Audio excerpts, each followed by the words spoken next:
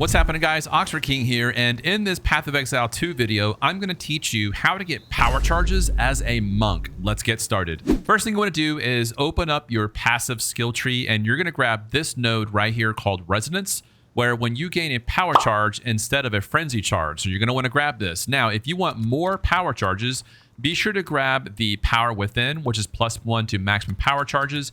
Another one is down here called Lust for Power, another maximum power charge. And then finally, one off to the far right of the tree is called Overflowing Power. You get +2 to maximum power charges. Now, there's two ways that we can get power charges. The first way that I happen to like, because I'm doing a lightning build, is I like to use the Hand of Chayula, and I couple that with a spell called a Sniper's Mark, where I link that to the Hand of Chayula. Now, if you don't know what Sniper's Mark is, it says it marks a target. The next critical hit the target receives consumes the mark to deal extra damage, and it also grants you a frenzy charge. And because we grabbed Resonance, it's going to convert that to a power charge.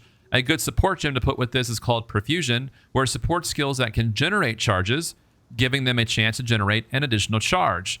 And it says in the middle here, supported skills have 50% chance to grant an additional charge. Now, let's go ahead and put this into practice. So what I'm going to do is I'm going to dash into this enemy with Hand of Chayula, like that right there, and it marks the enemy with the green mark. Simply attack it, and once it critically strikes, it'll consume it and give you a charge. Let's try again.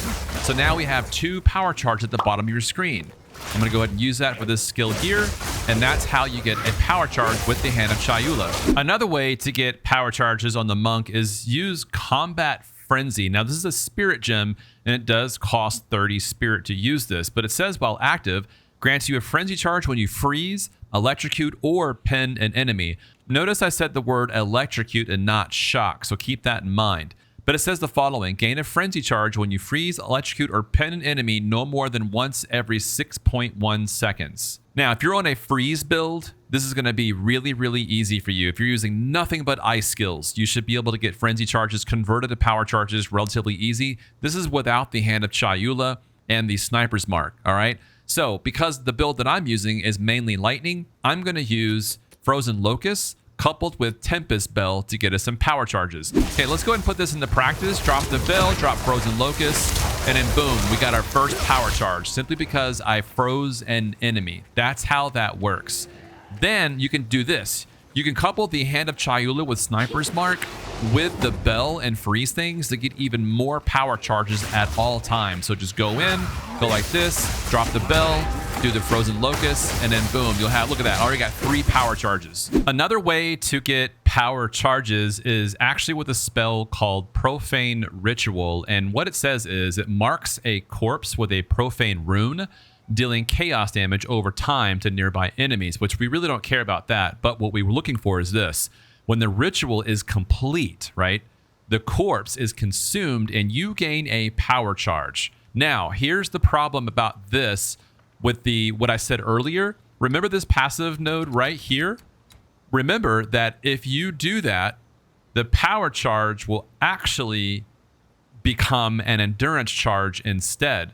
So you can't do all the things I just mentioned in the prior part of this video with this. So you have to choose which way you're going to go. If you're going to go Resonance, you're going to want to, collect frenzy charges to convert them to power charges, okay? If you just want to get power charges, just straight power charges with that spell I just mentioned, do not pick up Resonance, because if you do, you're going to gain power charges, right? And it's going to convert over to endurance charges. So you don't want endurance charges. So you got to be careful with that. I hope you heard that part of the video. Drop a comment if you heard that part of the video and you understand what I'm saying. So make sure that you choose which way to go. So let me go ahead and show you an example of me manually casting the spell here that gets you power charges. But because I have Resonance on the tree, it's going to convert it to an endurance charge.